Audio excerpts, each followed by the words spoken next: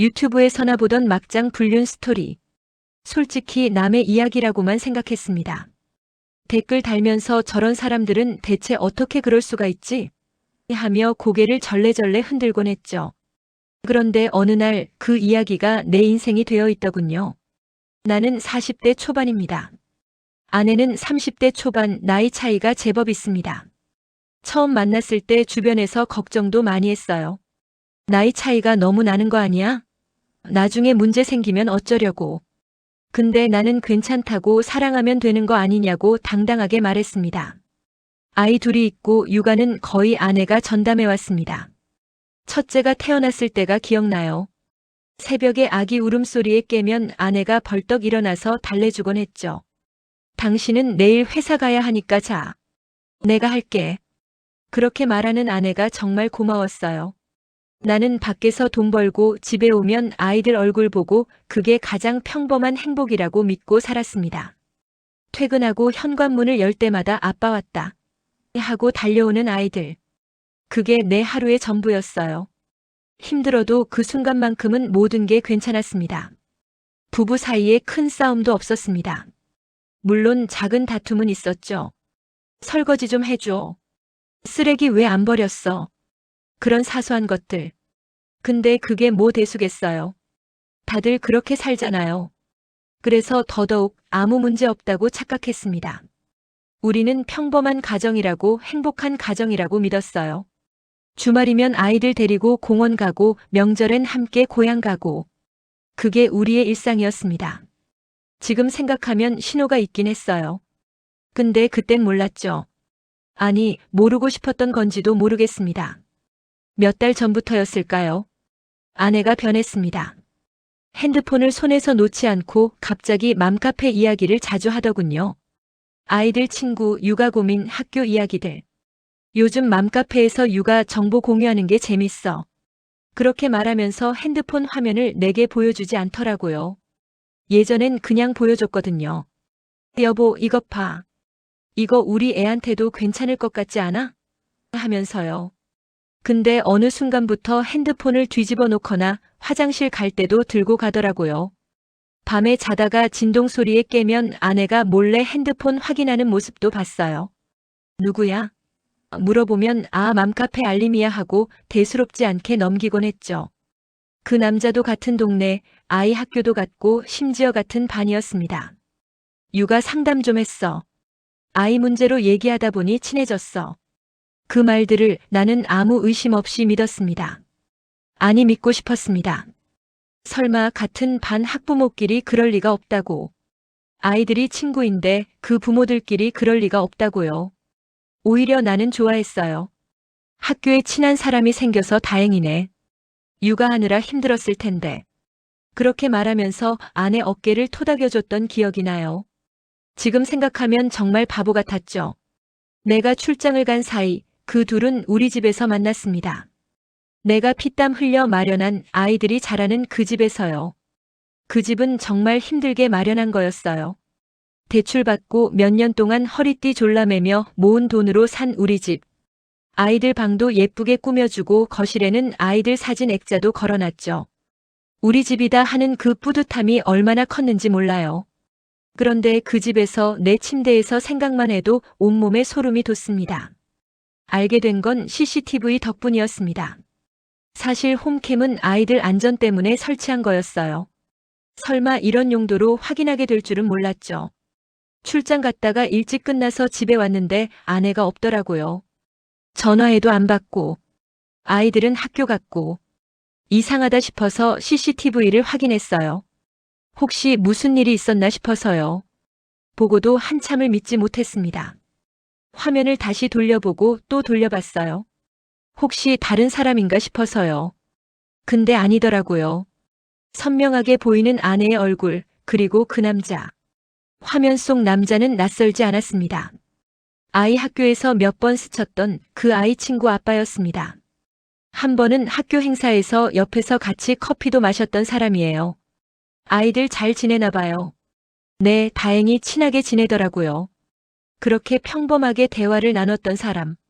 그때 그 사람이 내 아내와 라는 생각은 꿈에도 못했죠. 그 순간 머릿속이 새하얘졌습니다. 배신감, 분노, 모욕감이 한꺼번에 몰려왔습니다. 핸드폰을 벽에 던질 뻔했어요. 그냥 소리를 지르고 싶었는데 아이들이 옆방에서 자고 있어서 참았습니다. 화장실에 들어가서 물을 틀어놓고 한참을 울었던 것 같아요. 40대 남자가 화장실 바닥에 주저앉아서 울고 있는 거예요. 창피하고 비참했어요. 영상을 계속 돌려봤어요. 한 번만이 아니었어요. 여러 번, 여러 날에 걸쳐서. 내가 출장 갈 때마다 야근한다고 늦게 들어갈 때마다 그 사람이 우리 집에 왔던 거예요.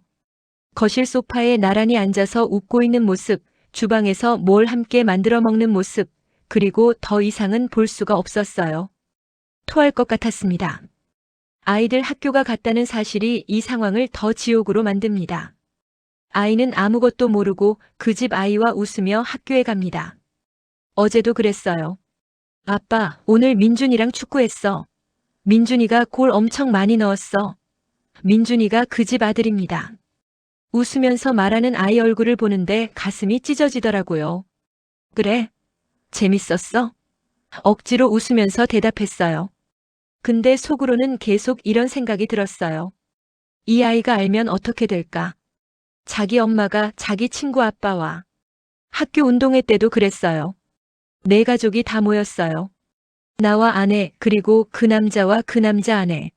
아이들은 함께 뛰어놀고 우리는 옆에서 응원하면서 아이들 사이가 좋아서 다행이에요. 이런 말을 나눴어요. 그때 그 남자와 내 아내가 눈빛을 주고받는 걸 봤어요. 그때는 몰랐어요.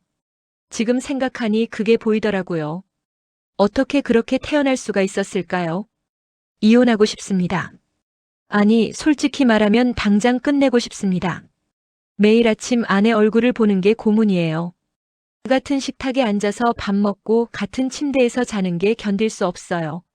근데 아직 말을 못 꺼냈어요. 증거를 더 모아야 한다고 변호사가 그러더라고요. 하지만 아이들 때문에 망설여집니다. 아내는 전업주부입니다. 양육권을 빼앗기면 아이들 얼굴을 자주 못 보게 될까봐 그게 가장 두렵습니다. 변호사한테 상담받아봤어요. 회사 근처 법률사무소에 갔는데 상담하면서도 눈물이 나오더라고요. 남자가 변호사 앞에서 우니까 변호사도 당황하는 것 같았어요. 주 양육자가 엄마였다면 양육권은 쉽지 않을 수 있습니다. 불륜을 저질렀어도 법원은 아이의 양육 환경을 최우선으로 봅니다. 그 말을 듣는 순간 세상이 무너지는 것 같았어요. 그럼 나는 매일 밤늦게까지 일해서 돈 벌어온 게 잘못인가요? 아내가 육아에 전념할 수 있도록 모든 걸 감당한 게 잘못인가요? 결혼 후 나는 소위 말하는 퐁퐁남처럼 살았습니다. 집안의 모든 책임을 혼자 짊어지고 가족을 위해 버텨왔습니다. 야근도 마다하지 않았고 주말에도 일했어요. 아이들 학원비, 생활비, 집 대출 다 내가 감당했습니다. 아내한테 한 번도 왜 일 안 해? 라고 말한 적 없어요. 육아가 힘든 거 아니까요. 사실 힘들었어요. 회사에서도 경쟁이 치열하고 실적 압박도 있고. 근데 집에 오면 그런 내색 안 했어요. 오늘 회사 어땠어? 아내가 물어보면 괜찮았어 하고 웃으면서 넘겼죠. 명절 때는 양가 부모님 용돈도 다 내가 챙겼어요. 아내 친구 결혼식 축의금, 아이들 친구 생일 선물, 크고 작은 경조사비 전부 내 월급에서 나갔죠. 근데 한 번도 아깝다고 생각 안 했어요. 가족이니까요. 아내가 미안해. 나도 돈을 벌어야 하는데 하면 괜찮아. 당신은 아이들 잘 키워주면 돼. 그게 더 중요한 거야 하고 말했어요. 진심이었어요. 그런데 돌아온 건 불륜이었습니다. 그리고 나는 지금 복수하고 싶습니다. 상간남. 그 사람의 아내에게 이 사실을 모두 알리고 싶습니다. 나만 무너지는 건 너무 억울합니다. 그 사람 인생도 그 집 가정도 이 진실 앞에서 흔들리게 하고 싶습니다. 그 남자 아내 연락처는 이미 알아냈어요. 맘카페에 있더라고요. 손가락이 떨려서 몇 번이나 메시지 보낼 뻔했습니다. 밤마다 핸드폰 들고 고민해요. 지금 보낼까, 내일 보낼까? 그 여자도 나처럼 아무것도 모르고 있을 거예요. 남편을 믿고 평범한 일상을 살아가고 있겠죠. 나처럼요. 이 감정이 옳은 건지, 내가 너무 나쁜 사람이 되어가는 건지 나도 잘 모르겠습니다. 밤마다 이 생각만 해요. 알려야 할까 말아야 할까? 친구한테 물어봤더니 그냥 조용히 이혼해. 괜히 일 크게 만들지 말고 하더라고요. 근데 그게 안 돼요. 이 분노를 어디다 쏟아야 할지 모르겠어요. 술 마시고 집에 오는 날이 많아졌어요. 혼자 소주잔 기울이면서 왜? 내가 뭘 잘못했지? 계속 되뇌어요. 답은 안 나오는데 계속 묻게 돼요. 다만 한 가지는 분명합니다. 나는 더 이상 아무것도 모른 채 참고만 살 수는 없습니다. 이건 내 인생이고 내 아이들의 미래이니까요.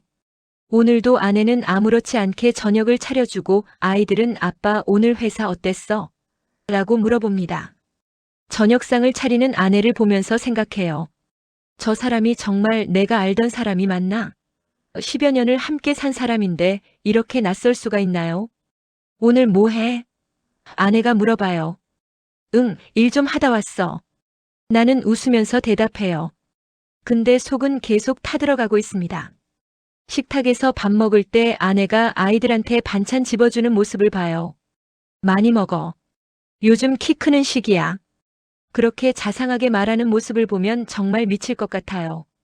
이게 연기인가? 진심인가? 아이들한테는 좋은 엄마인데 나한테는 이럴 수 있는 건가? 이게 맞는 건지 내가 뭘 해야 하는 건지 정말 모르겠습니다.